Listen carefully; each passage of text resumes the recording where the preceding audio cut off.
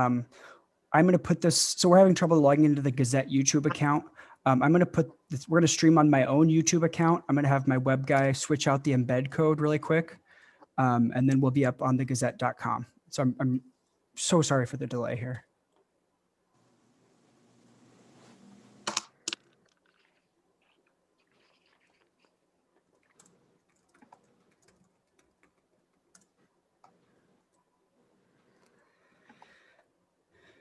I think like the first rule of streaming is something will go wrong. Of course. When are we going to get cool and stream on Twitch?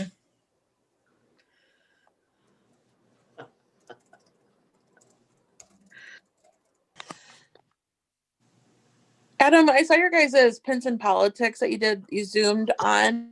Mm-hmm. How many people do you have usually join you guys for that? Maybe like just like 100 or so at a time during the show, but then we get a lot of replays on it, I guess.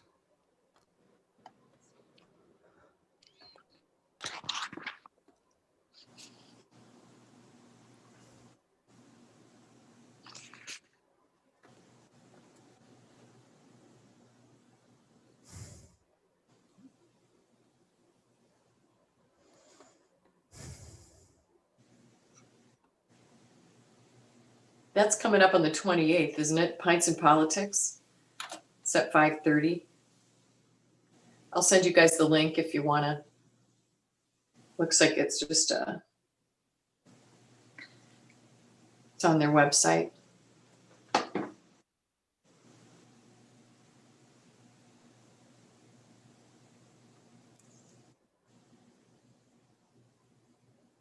I'd like to have a forum where I get to ask those guys questions during Pins and Politics. Okay. Sorry for the delay, folks. Now we are ready to go. We're streaming at thegazette.com, and I will turn it over to Jean for our introduction. Good morning, and thank you for attending the first League of Women Voters of Linn County Legislative Forum for 2021. I'm Jean McManaman, President of the League of Women Voters, Linn County. Since 1920, the League of Women Voters encourages informed and active participation in government, works to increase understanding of major public policy issues, and influences public policy through education and advocacy. The League of Women Voters Linn County conducts these forums as part of its voter education program. I would like to thank our co-sponsor for today's forum, the Cedar Rapids Gazette, as well as today's moderator, Adam Sullivan, Gazette columnist and editorial writer. All Linn County legislators were invited to attend this forum, which includes Senators Rob Hogue, Liz Mathis, Todd Taylor, and Dan Zumbach, and Representatives Liz Bennett, Art Stade, Eric Jurdy, Molly Donahue, Kirsten Running Marquardt, Tracy Ellert, and Charlie McClintock. I would like to thank all of you who took the time out of your busy schedules to attend today. Each legislator will have 2 minutes at the beginning to share topics that are of importance to them this legislative session. The moderator will then ask questions with 2-minute responses. Any legislator can yield his or her time to another legislator. Finally, each legislator will have a 2-minute closing opportunity. The forum will conclude at 11:45. Thanks to all community members who submitted the questions for today's forum using the online survey tool. And now the moderator, Adam Sullivan. Thanks very much. I want to thank especially my lawmakers here and everyone watching for their patience and apologize for the delay getting started this morning, but I think we still have time to cover a lot of really important subjects. So I'm going to turn it over to lawmakers now to give their opening statements. And for this round, we'll just go with alphabetical order, starting with Representative Bennett. Great. Good morning. Good morning, everybody. I'm State Representative Liz Bennett from House District 65 in Cedar Rapids. I'm really grateful to everybody who is tuning in to watch. I think now is a really important time for citizens to be engaged and attentive to our legislative process. So thank you all for tuning in. I'm concerned about a lot of things this legislative session. in particular helping Iowans recover from the COVID-19 economic impacts. And I'm looking for opportunities in the State House to work with whoever will work with me to really represent a lot of the folks I know out there who maybe haven't been served as well from the federal level. Folks I know who are gig workers out there driving for Uber, hustling up, doing websites and things like that. I think a lot of people are still really out there struggling. And those are some of the things that I'm really looking for opportunities to work on this year in the state legislature. Thank you. Representative Donahue? Good morning, everybody, and thank you for joining us today. I'm happy to be here. I'm Molly Donahue from District 68. I represent Marion, Bertram, and parts of Cedar Rapids. And ultimately, my biggest concerns this year are the fact that our priorities or the priorities of the legislature do not seem to be based around what has been happening over the last year here in not just our state, but in our country. COVID is the number one issue in front of us, and that has been completely ignored in the legislature and from the bills and the things that we're seeing coming out into the floor. I'm worried about it from an economic standpoint. I'm worried about it from a health standpoint, from vaccines not getting out to where they needed to be, the testing that has not been done that needs to be done. The priorities in our state should be to take care of the people first from what has happened over this last year, and that's not what I'm seeing. So I would like to see us, number one, work together as a legislature to combat COVID and the things that are happening because of COVID. And then we can get into those other things that we need to talk about, which are education and LGBTQ. As far as, other items go, they should be on the back burner. They should not be the number one thing right now. So that's where I am. I want to make sure that the people in our state are taken care of first, and then we can take care of the rest of the things later. Thank you. Representative Ehlert? Hi, thank you everyone for joining. I'm Representative Tracy Ehlert, House District 70, which covers part of the west side of Cedar Rapids, Covington, and parts of Halo. This year, my committee's changed a little bit. I sit on Labor, Education, Human Resources, and Economic Development Appropriations Committee. Those committees, the work being done on those line up with a lot of what I'm working on myself this session, which is around COVID recovery, just like my colleagues have mentioned, making sure we're continuing to support public education. And some of that's also going to go into that COVID recovery, and especially supporting early ed programs, including childcare, which is a huge workforce and economic issue right now. But all of these tie into that COVID recovery, which Representative Donahue said is got to be our number one priority right now. Thank you. Representative Jardy? Good morning, everybody. I want to thank the Linn County League of Women Voters for hosting, and the Gazette and Adam Sullivan as well. I am Eric Jardy, and I represent House District 67, which includes portions of both Cedar Rapids and Marion, Hiawatha, and Robbins. And I think these forums are critically important right now. We have spent, the last couple of weeks talking about what state government looks like and how truth and transparency are distributed to the citizens of Iowa in our state government. And right now, in the midst of a global pandemic, I would argue that the Iowa legislature is not doing a great job as far as ensuring that everybody is safe, yet everybody can participate. They're making it very difficult. There's not a mask mandate at the Iowa Capitol. If you want to participate in a subcommittee on the House side of things, you have to show up in person. If you want to observe, you can observe online. But if you want to provide feedback and ensure that legislators hear you, you have to show up in person. And we worked against that. We made arguments against that, which are very concise, that go along with the CDC recommendations, the Iowa Department of Public Health recommendations, the governor's recommendations, but yet they were continuously rejected. So like the others, we are focused on COVID relief. and that is ensuring that kids get back to school safely, that we support Iowa families, and that we help small businesses in Iowa. And that will be our focus and my focus as a legislator this cycle. Thank you. Senator Hogue.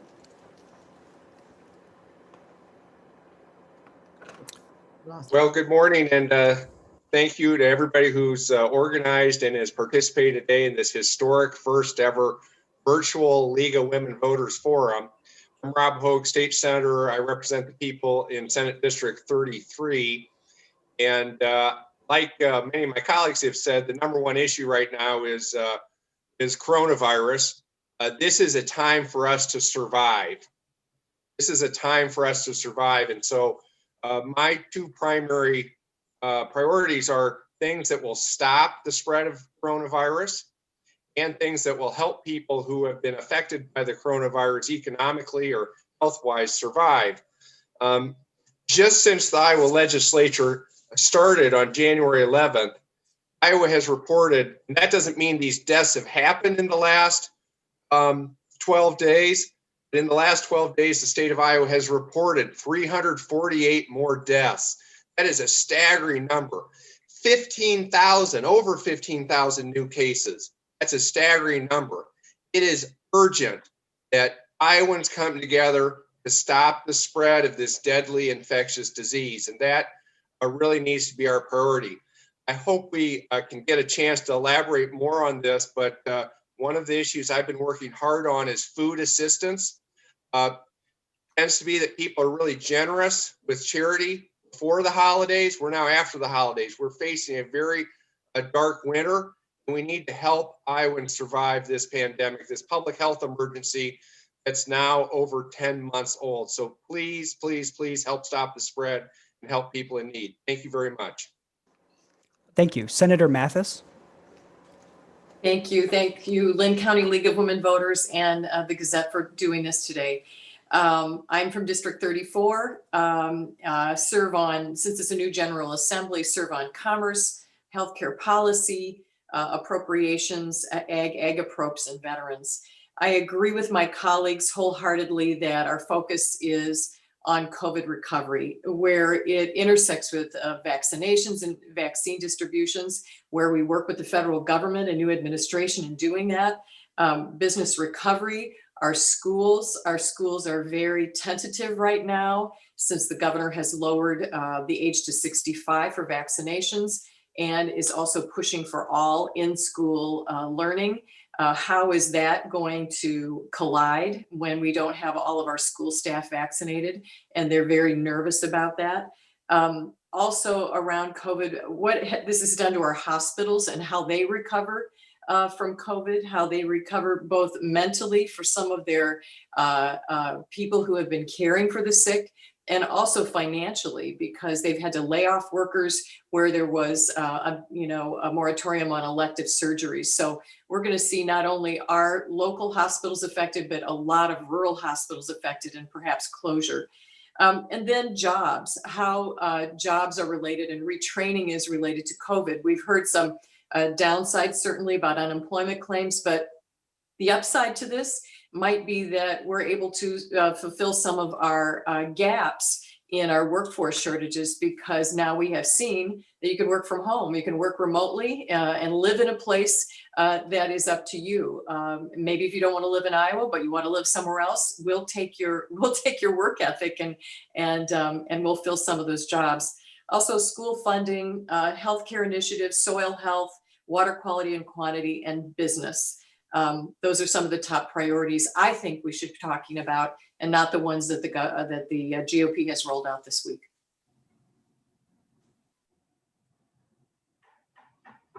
Representative Redding Marquardt, please.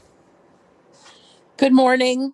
I'd like to thank the Gazette, the League of Women Voters. I'm Kirsten Redding Marquardt, state representative for House District 69, which is in Linn County, a lot of the west side of Cedar Rapids, Fairfax, and Linn County, Wofford. This year, new committees. I'm on full appropriations. I'm the ranking member on the economic development budget. I'm on labor, economic growth, and transportation. A few of the issues that I'd really like to focus on our workforce development, building up our workforce, also making sure there's fairness in the unemployment system. And then, my priorities moving forward, of course, are dealing with what the pandemic has done to our economy and also workforce, and making sure that we can find some kind of balance of fairness. And then the derecho that has come through not only our county, but a lot of other counties around us, it really showed our vulnerabilities. And so there's some places where I think that we can inject some fairness into housing, looking at insurance companies, and then also food insecurity issues. And so those are some issues that I am going to be looking at and putting priority towards. And just thank you and appreciate all who are listening. Thank you. Can we please now go to Representative Stade? Morning, excuse me. Good morning, everyone. This is Representative Art Stade, and I represent the northeast part of Cedar Rapids, House District 66. And I wanted to thank also the League of Women Voters and the Gazette for hosting this, and for everybody who's participating and listening online. It doesn't end here, though, too. I hope that you'll continue to contact us with your questions and your concerns and your ideas so that we can better represent you. It has to work that way, a two-way conversation. I am the ranking member on the Environmental Protection Committee. I'm on local government, economic growth, ways and means, and on the Education Appropriation Subcommittee.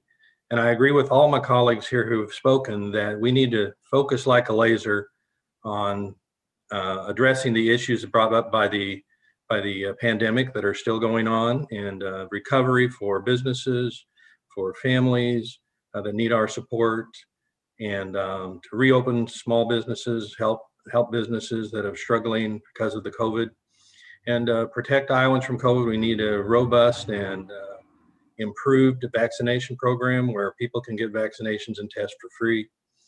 And we want to get our schools open safely again, provide mental health services and remediation efforts that students are going to need, and summer programs, all kinds of things to help students get back to where they want to be academically, and make sure that our schools are whole. We also have issues with childcare.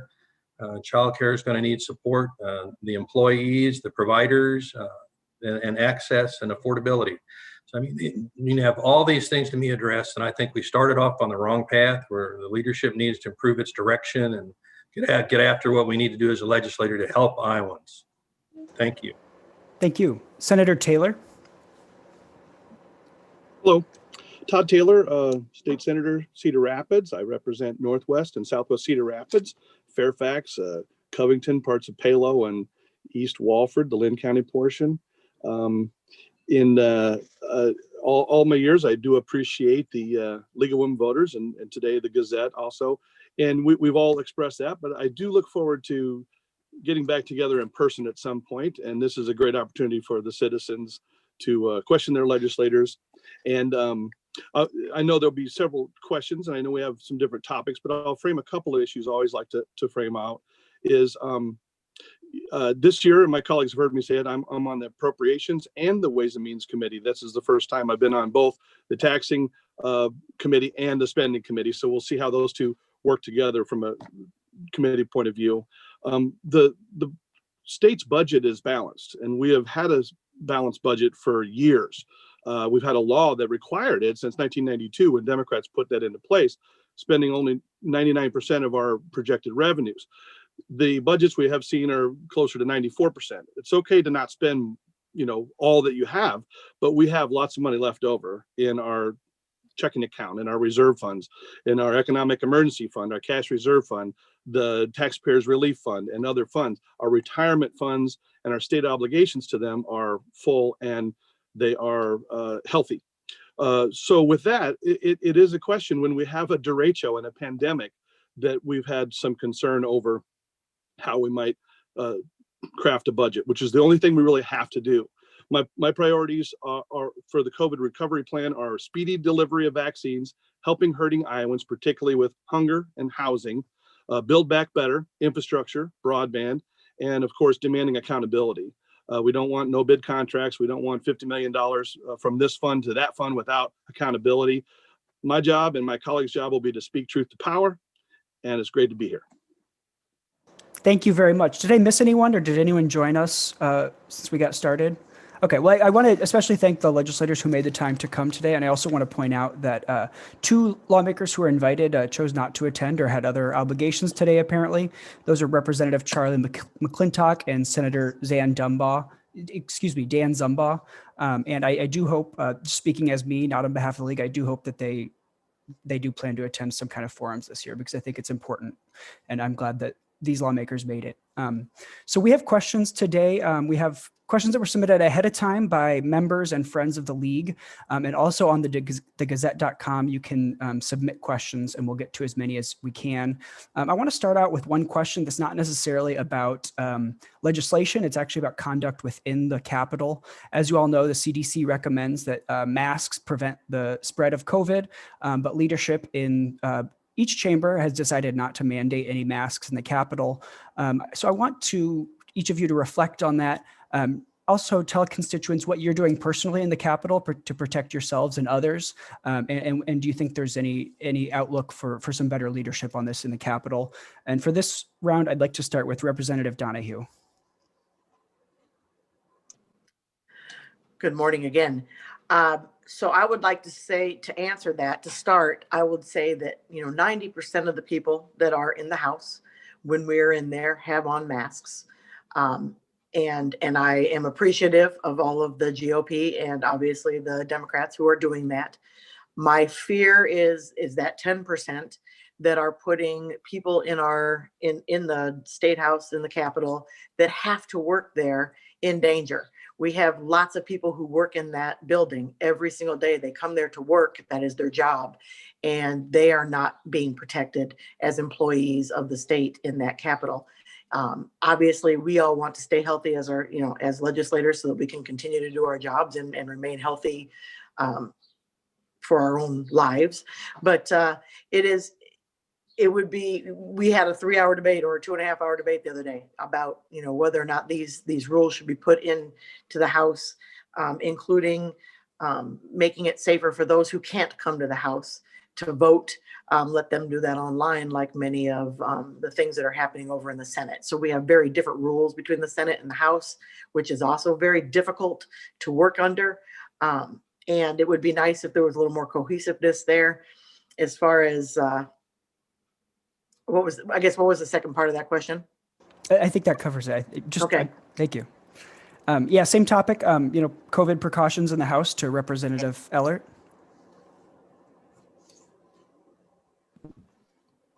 Like Representative Donahue said, surprisingly, there is a very large amount of members of the legislature that are masking up every day, and I very much appreciate that. I have a mom with stage 4 lung cancer that I would love to be able to see sometime soon. And until, everybody's masking up and the vaccines get out, that's just not going to be possible. So it is very stressful for me to be in a situation where masks are not required. And then it's sends a very confusing message when you have a different set of rules in the Senate than you do in the House. But I am very appreciative of everyone that is wearing them. We're also spacing out quite a bit throughout the day when we, just are working on things in between. And so far, lobbyists have been very good about texting or calling me instead of always trying to pull me out. So that's been helpful as well. I think once the vaccine gets out, that'll help things too. But it also sends the wrong message when we're telling everybody else in all other settings that masks are, mandatory, and then we don't follow that ourselves. So that's also not a great message. Thank you. Representative Girardi? Yes, thank you very much for the question. And this issue is really important to me. And when we got sworn in, Speaker Grassley said, "To all the new legislators, I want you to remember this day here with your families, because you won't have a day like this again." And unfortunately, because of the lack of leadership in both the House and the Senate and the governor's office, my family was unable to participate with me.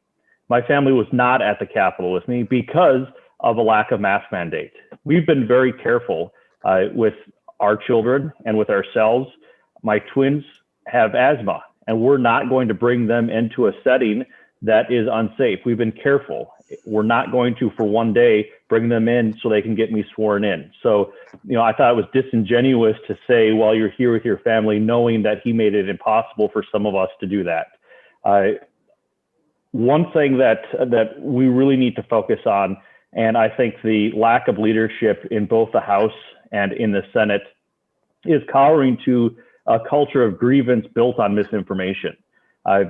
When I ran, I said many times that science was going to be on the ballot.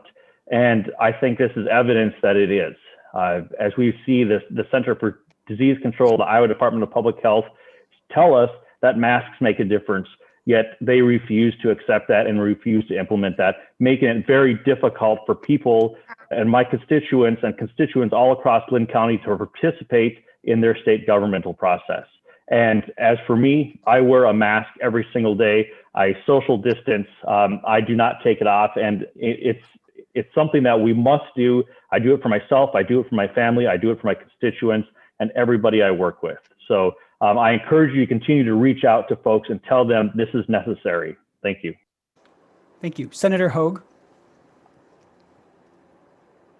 Well, masks are sort of the start of what we should be doing if we want the Iowa legislature to act. I think it's really, I support a mask mandate, but we should really be doing everything possible to be a leader and a good example for the people of Iowa, especially when Iowa is doing so much worse than so many other states with higher cases and higher death toll.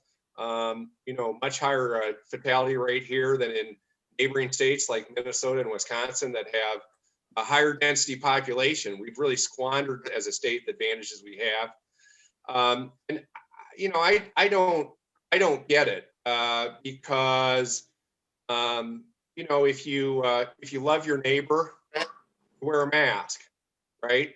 And it's just not that difficult. Again, there's so many more things we should be doing.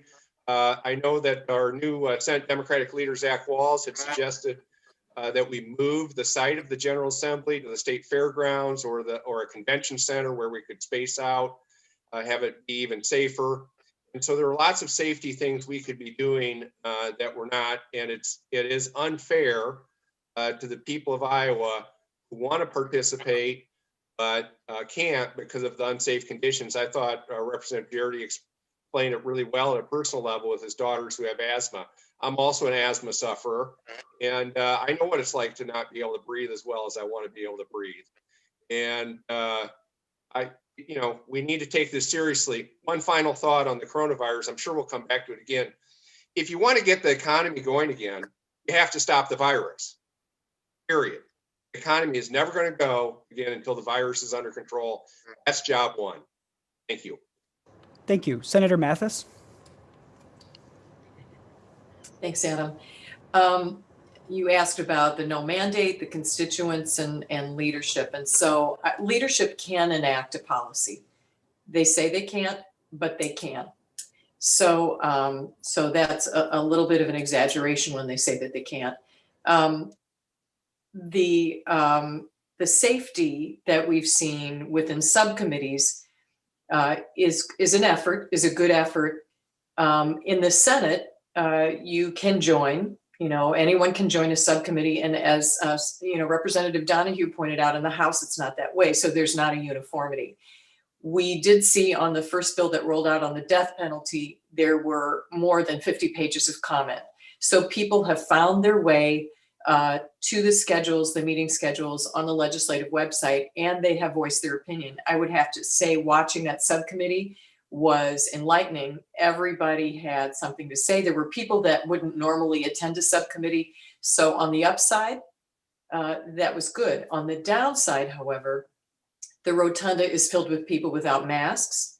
I have limited my conversations with people who are sending in notes to talk to me because I don't know who they are or where they've been, and they don't know who I am and where I've been.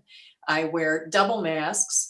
I test twice a week. So I test on Sunday afternoon before I head to the Capitol, and I test on Thursday afternoon as I'm heading back home, so I don't have to sleep in the basement all weekend, quite frankly. We also need to keep in mind that we see a great number of people not wearing masks when the cameras aren't on, and they put masks on when the camera is on. And that's very disheartening to me. Thank you. Representative Running Marquardt. Thank you. My concern I have with this is that in a pandemic, we are setting up different systems for people to interact with their government. And I believe it's discriminatory during a pandemic for you have a group of people who their doctors have said avoid crowds, avoid, not only the CDC, not only the governor, all of these people who, some of them with pre-existing conditions, some of them that are more prone to when they have COVID for things to go wrong health-wise. And when we set up a system like we have in the Iowa House, that people are not able to interact in subcommittees, and that's the only place where the public has the ability to interject their comments actively during the bill making process. When we say you can video in, but you can't communicate during that process, that is shutting off our democracy from Iowans. And I think that's just wrong. I myself, I have friends, I have family, I have people, and I understand there's COVID fatigue out there, and people, I sincerely believe that most people are doing the best job they can to wear masks, and doing the best job they can to avoid situations like the Capitol. But most people at the Capitol, yes, they're wearing masks, but it does seem so selfish and inconsiderate, disrespectful when you do have people who aren't willing to put a mask on. And, That's your time, Representative. I appreciate it. Oh, thanks. Can we go to Representative Stade? Thank you, Adam. First of all, I think it's reckless for individual members of the House and Senate to be close to one another in these meetings, subcommittee meetings, and even on the House floor, and not to protect one another from this disease. We have individuals in the House who don't believe that it's killed anybody, but leadership should exercise its role. We are required to wear a coat or a tie on the House floor. We could be required to wear a mask to protect others while we're there. And to say that they can't do it is saying that they can't control their own members. That makes no sense at all. I don't believe it. They can enforce that, particularly in the House and Senate and in our committee meetings. But 90% of our colleagues are wearing masks, but it's that 10% that put us all at risk, everyone at risk of the spread of this disease. And we represent every county in the state, every corner. So if we are spreading this among ourselves at the Capitol, we'll bring it to our communities and to our families back home. And there's a risk.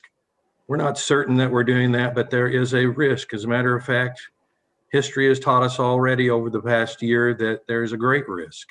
And we should do everything we can to protect people's safety so that they can participate in government. I have constituents who will not come to a subcommittee or committee meeting because they fear for their lives, and rightly so. There needs to be a change in this, and we need to go back this next week. I think the leadership needs to have a change of mind and require that masks be worn, and we social distance. They said we'd social distance in the Capitol as well, but now they're lax on that. We have people shoulder to shoulder in the House. I find it uncomfortable in the House, in the committees, in the subcommittees, so I'm doing everything I can to work in remote areas and to go into a vote or when I need to participate from across the hall to say it's safe, to protect my family and my community. Thanks. Thank you. Let's go to Senator Taylor. Thank you. So my wife and I went out to dinner last night, and it was just her and I in the booth, and there was plexiglass on either side, and the staff wore a mask. So we were out, but we also felt like we were safe. And we weren't really around any other people. Now at the Capitol, we have people coming in from, 99 different counties, and who knows where they have been or been exposed to. And then they come in and they're not required to wear a mask. And so that is a dangerous workplace. And there's been an OSHA complaint filed about that as a dangerous workplace. That's a concern. We're sending mixed messages. You must wear one at Hy-Vee. You should wear one, when you're everywhere else, but not at the Capitol. So that puts us at a strange disadvantage, because I don't know why wearing masks is a partisan issue.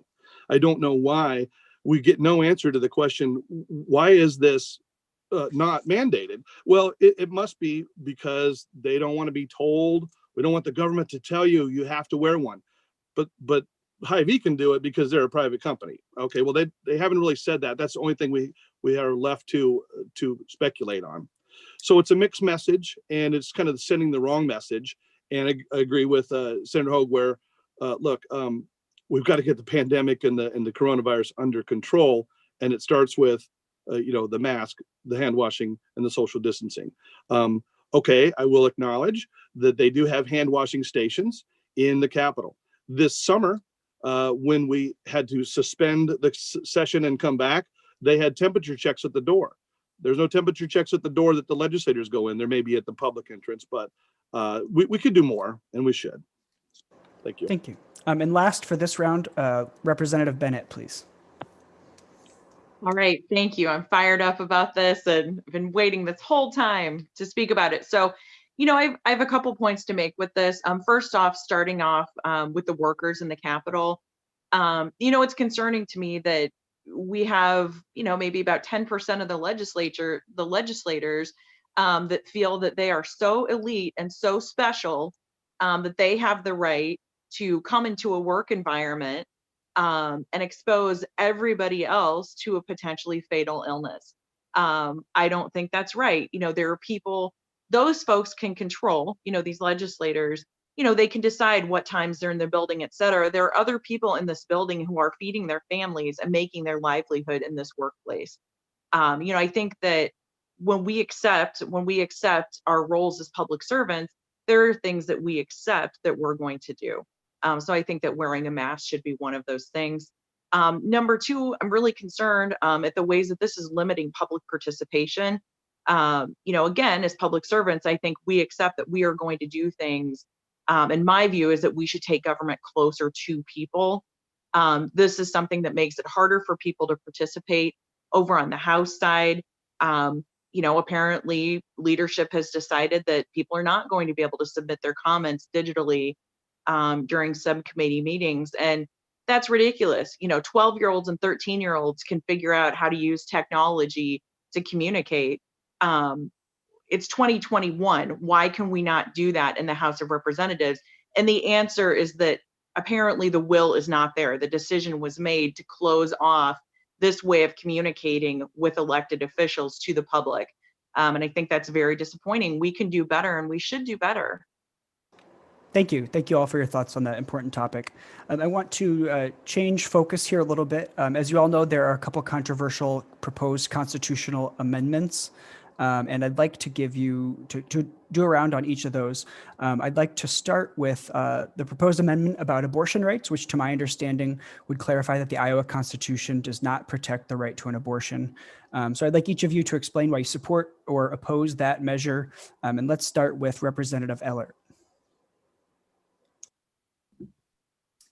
I absolutely oppose this, especially with the version that I'm seeing, that it limits the ability, even in the case of rape or incest. Like, this is not okay. As I've said before, government just needs to stay out of the women's healthcare. Like, they need to make the decisions themselves with their doctors. It's not for us to decide for them.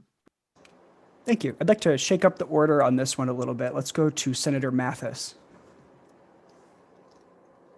I'm opposed to it. The Iowa Supreme Court has spoken. For some reason, our legislators feel that they know more than a Supreme Court decision that has scrutinized certainly if this should move forward, or actually this topic, I should say, not that this would move forward, but Roe v. Wade is the law of the land. Women have a right to choose, and I am against moving this forward. Thank you. Representative Running Marquardt. Thank you. I'm against this. I'm against ways that government tries to get into the doctor's office with women and their doctors and families when they're trying to make important decisions on their health care. Also, it gets a little fuzzy in the area of birth control as well. And again, I do not want government in the doctor's office with me when I and my family, or all other Iowa women and their families, are making decisions that are right for their family. And I trust Iowa women. It also is a reflection of the priorities. I mean, guns and abortion right now, we need to be talking about the pandemic and getting people, getting their lives back together and getting our kids safely back to school, and what the word safe means in that concept. So I'm frustrated that this is the priority that the GOP put forth as some of their first bills out the chute. It's reckless. And I trust Iowa women and their families, and again, discuss it at the sort of priorities that we're seeing on display. Thank you. Thank you. Representative Bennett. Thank you. This is something that that I like to remind people of every year, because we have people who follow the process closely watching. We might have some people who don't follow the process very closely. So it's really important to understand that right now, with the Republicans controlling the Senate, the House, and the governor's office, the Republicans get to decide what bills we take up. So it's not exactly like Schoolhouse Rocks.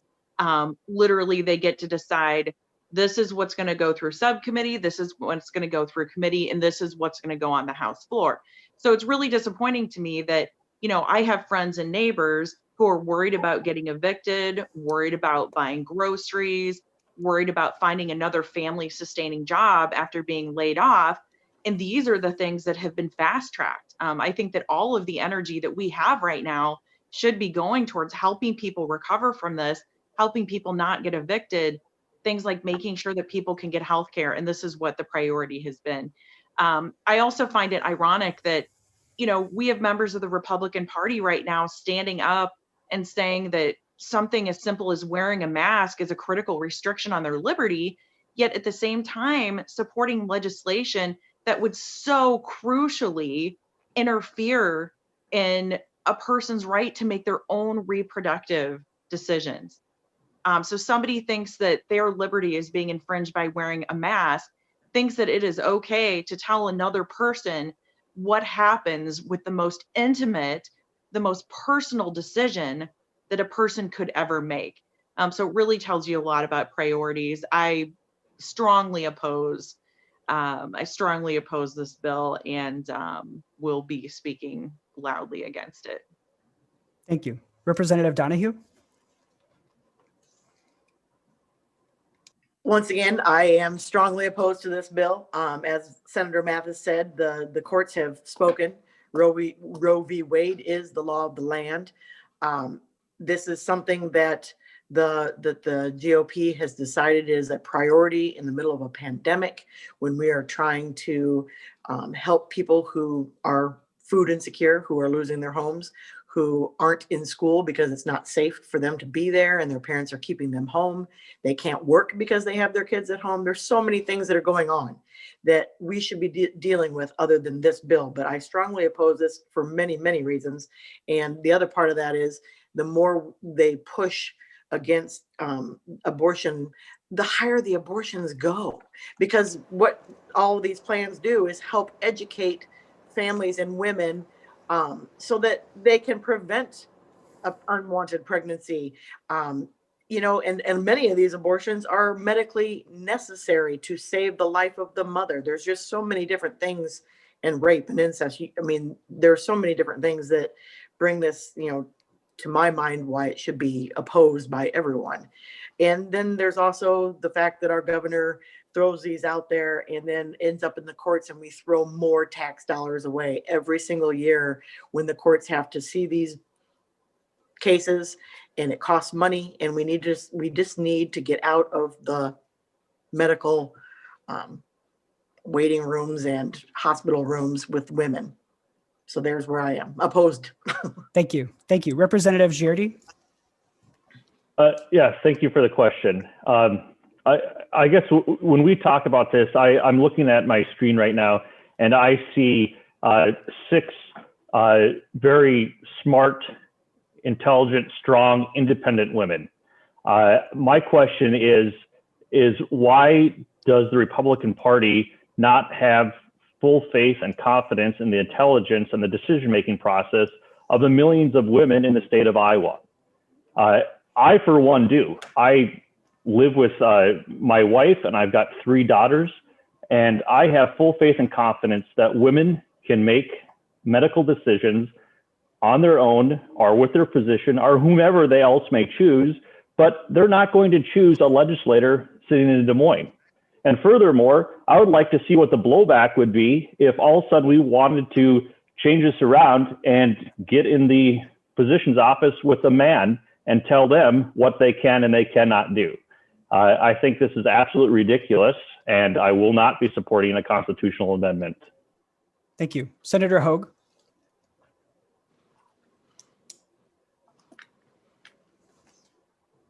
Well, I agree with much of what other legislators have said on this.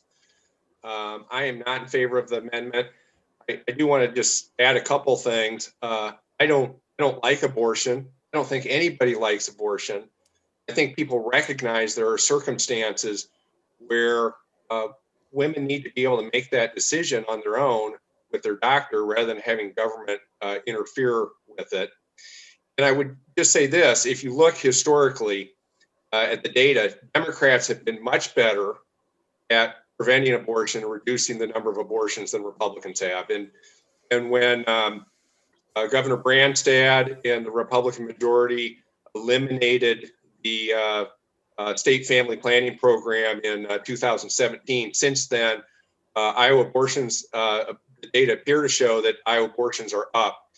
And Democrats are in favor of preventing abortions. We're in favor of empowering women and their doctors to be able to govern their own health care. So I think this is the wrong, direction. And, you know, it kind of makes me sad that Republicans have misled Iowans and Americans about this issue now for so long. And they say, well, we're going to ban it. Well, then they don't ban it. And then they don't do those things that we know work to prevent it. In fact, they cut the funding and take that away. So I think we need to have a much broader conversation about this issue as a state and a society, and understand that Democrats are generally not in favor of it, but we have a more effective way of preventing it and empowering women. Thank you. Let's go to Representative Stade. Thank you, Adam. I want to thank Senator Hogue for his comments in reference to that, because I think for the preventative measures and the planning for women is extremely important, so that we don't have unwanted pregnancies in the first place. Anything that we can do to reduce that and give women access to health care, I think that's what we should do. But women have rights, a legal right to an abortion under conditions set out in the Supreme Court. And the U.S. Supreme Court has ruled, the Iowa Supreme Court has ruled on the issue, and women do have these rights. And once again, they're going to try to take an end run around things to make changes on their own. I don't think that that's the way to go, and I'm opposed to this amendment. And finally, on this round, Senator Taylor, please. Yes, thank you. I appreciate what Representative Bennett said. I really appreciate how she said it too. I would only add, reproductive rights and abortion rights really should be made. The decision on abortion should be made by the woman, her faith, her family, and her physician. I am frustrated and concerned that this issue continues to come up. And I think that because maybe there's a new U.S. Supreme Court. They want to put other bills out there that could be tested or would be changed on the national level. I understand this is an amendment to our Constitution. It's already settled case law, but I think the Republicans in majority are tone deaf to the real issues that are out there, WHO and the pandemic. And this really isn't one that ever came up on the campaign trail. I think it comes up in their fundraising more than anything. And we need to move on and address the problems that Iowans want us to address. Thank you. Thank you all. Did I get everyone there? I didn't skip anyone? Great.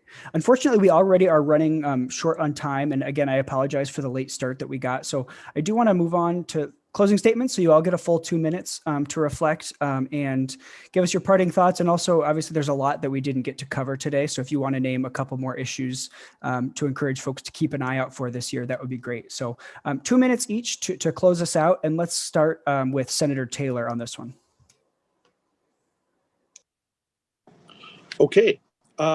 One of the things I prepared for today's meeting was the question on broadband access. With the kids staying at home from school and gig workers and other workers developing into this new economy and making adjustments to the world, I think that we need to look at broadband in terms of expanded infrastructure. I know that some of the schools, I know my son, junior at Jefferson, got a computer. Some of the kids don't have hotspots or broadband or DSL or fast internet, so they could go to the library or they could go to the school if they needed that.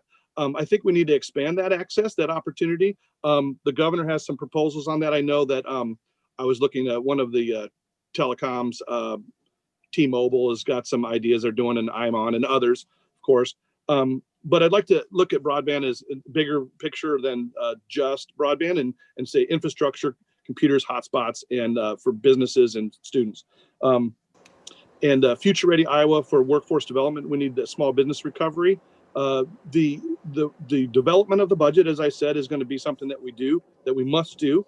The policy questions that we might be confronted with are important usually, but the budget is the critical thing that we have to do. So I hope that we can have input in the budget making process with the governor and the Republican majority so that we focus on the infrastructure so people can have good childcare access and then go to work.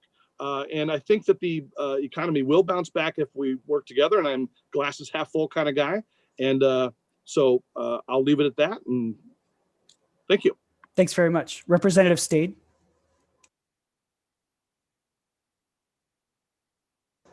Thank you, Adam. I'm sorry I was muted. I just want to say I think that we need to get back to work and redirect the legislature to focusing on the pandemic, the damages that it has done, and getting a hold on it, stopping the spread of the virus, getting people vaccinated, and then also provide relief for our small businesses that need to reopen or small businesses that are struggling, get people back to work again with access to good paying jobs. We need to provide everything that our schools need to make sure that our kids can get back safely as well to school. That would include wearing masks, I think, and social distancing, and providing school districts with the money to do that, and also the money for after school programs and summer school programs and remediation for students that need additional help because of struggling during this pandemic. We need to expand our child care providers. I mean, many of them went out of business. Others are struggling to provide help with them as well, so that people can have a place for their children to go and they can get back to work as well. So I think we need to focus on those things that hit the pocketbooks of individuals in the state of Iowa, so that our economy can return to its luster that we've seen in the past. Thank you. Representative Running Marquardt, please. Thank you, Adam. Thank you to the Gazette and to the League of Women Voters for putting this on today. Last week when we were sworn in, we raised our right hands and took the oath to protect not only the United States Constitution, but the state's Constitution. And it really is an honor of my life to be able to serve as a state legislator to the people in my community and also for the state. I think that this week, when we saw a new president come into power, with the inauguration of President Biden, it meant something more to me than it had for the last couple inaugurations that I had witnessed, because there was truly a peaceful transfer of power, even though some did not want that. And what was sort of the end result for me for that was that the US prevailed. And the back home in Iowa, I absolutely will do what I can to make sure that people's rights and liberties are protected here in the state of Iowa. And I'll do that in a fair and balanced way. What I, really want to leave with my final comments are the appreciation for all of those who have been trying to help us make it through this pandemic. The healthcare workers, the frontline workers, those people who have been in the grocery stores, those mamas and grandmas that are sewing those masks till their fingers bleed. And that we will really, the vaccine that's moving, and that we can make it through this pandemic together, honor those that we have lost and look at the sacrifices people have made, but on the horizon that there will be a better day, and there is hope for a better day in making it through this pandemic. Thank you. Thank you. Senator Mathis? We talk a lot about systemic change. How do we change poverty? How do we, make sure that healthcare is better and there's access to healthcare? How do we make systemic change on basic needs and education to employment? One of the focuses this week and next should be on school funding. So SSA, the governor has declared that she has a 2.5% in her budget. And there are many of our school districts that are pleading with us, that are pleading with legislators and trying to get parents involved, in making sure that we go higher than 2.5%, that our funding should be around 4% for break even for some of our districts. So that's one thing, school funding. But the other things that are going on in our schools, like, the emphasis on and the pressure that teachers are feeling around student achievement when they are teaching online and teaching in person at the same time, and they're trying to figure out what that communication is to a student, that is so hard and it's exhausting. At the end of the day, they're trying to plan for the next day, and in some ways, they don't even know who's going to show up in the classroom. So those two things, I think, are, and trying to retain teachers through all of this. I think we're going to see probably a shortage of teachers after this. People who are close to retirement are just going to retire. So we've got to address, the teacher issue, how we can make it better for them, how we can make it better for the students and the parents, and that we fund our schools. If we want to see systemic change, if we want to see, better students delivered into the workforce, it starts at pre-K. It starts at pre-K all the way back. And if we don't start addressing that and funding it properly, we're not going to see the change.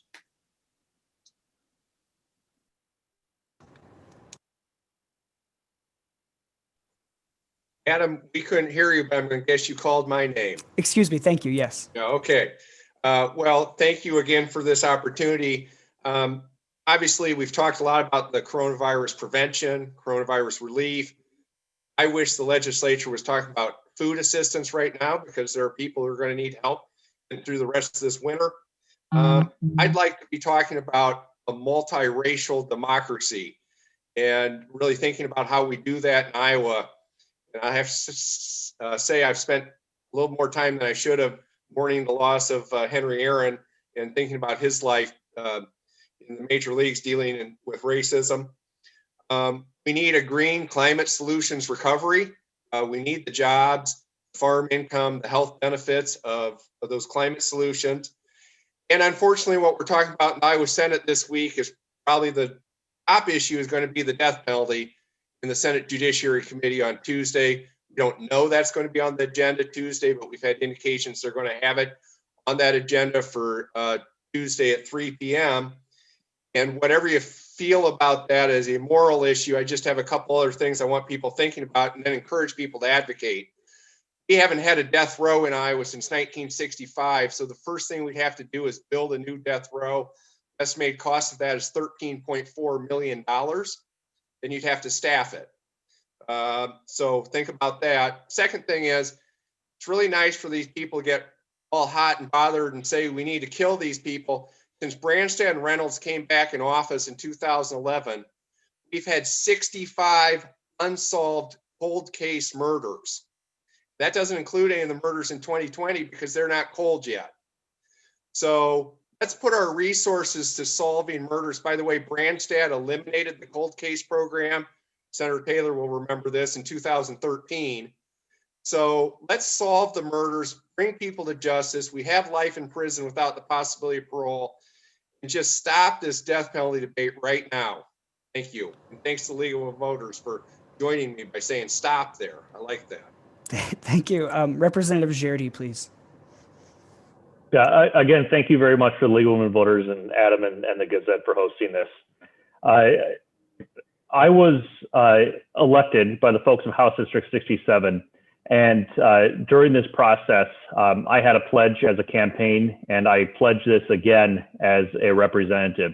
I fully understand that I serve at the pleasure of the folks of House District 67, and when I'm at the Capitol, my desk says Jardy, Linn, but I fully realize that that's not my desk. That's the desk of the folks of the district.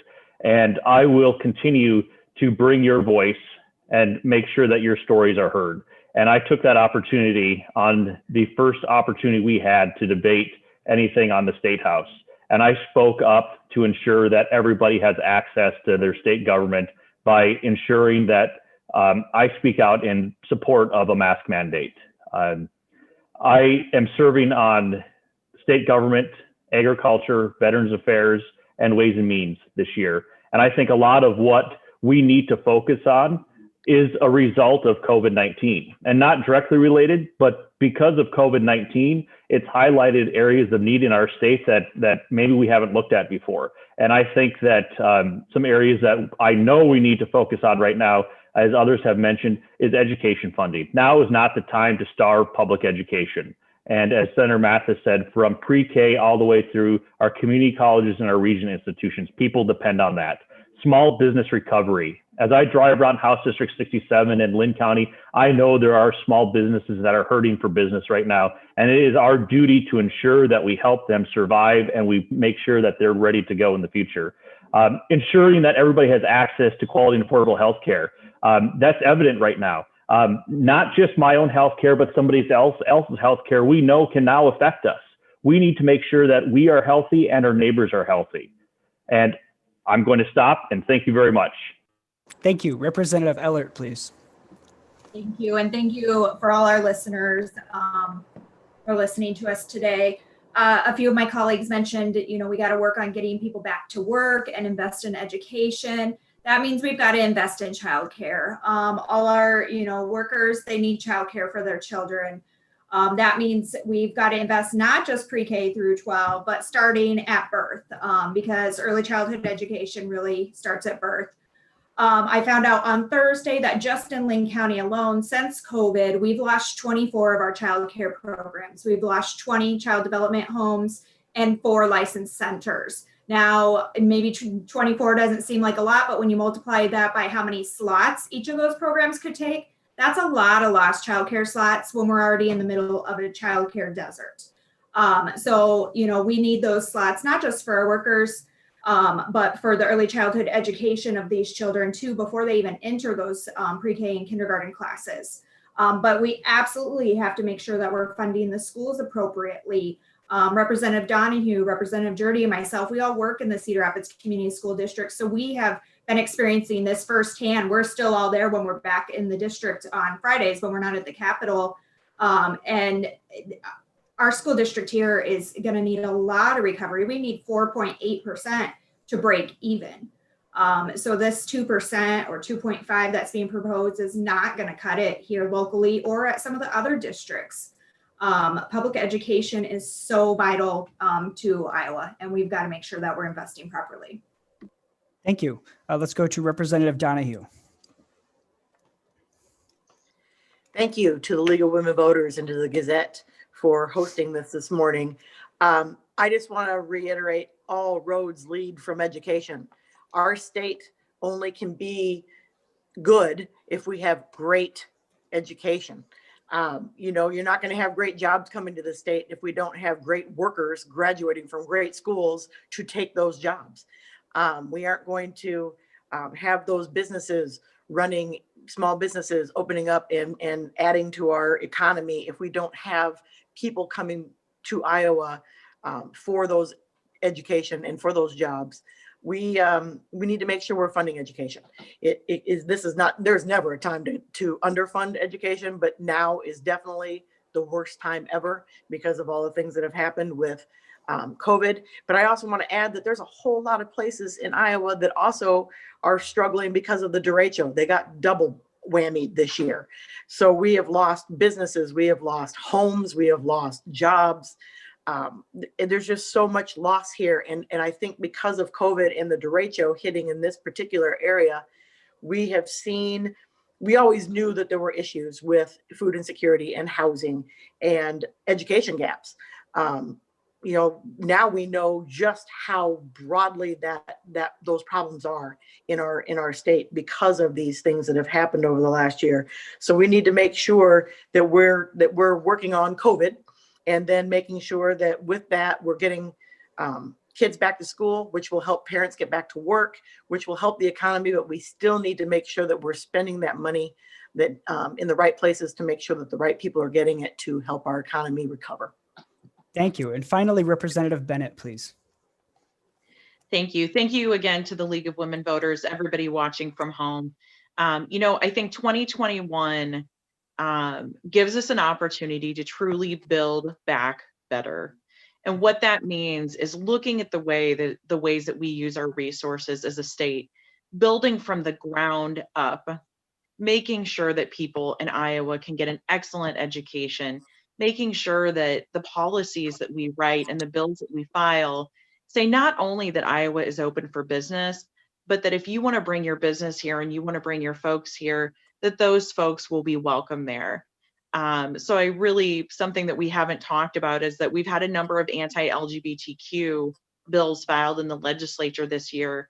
I would really urge my colleagues across the aisle to stop doing this, because what you do when you do that is you send the message that Iowa is maybe not a place that you want to raise your kids. It's maybe not a place where you want to start a business. That's the opposite of what we should be doing. So I hope that as we move forward, we'll take a look at how we use our resources, make sure that we are investing in our folks here, and use it as an opportunity to build back better. Thank you, everyone, for your insightful comments today and for your participation. I want to remind folks that the next Linn County League of Women Voters Legislative Forum is on Saturday, February 20th. That is also slated to be a virtual event. And the league is online at lwvlinncounty.org. And with that, I'm not getting a cue that there's any other announcements. And so I'm going to go ahead and wrap up for today. Thanks again to all of our legislators for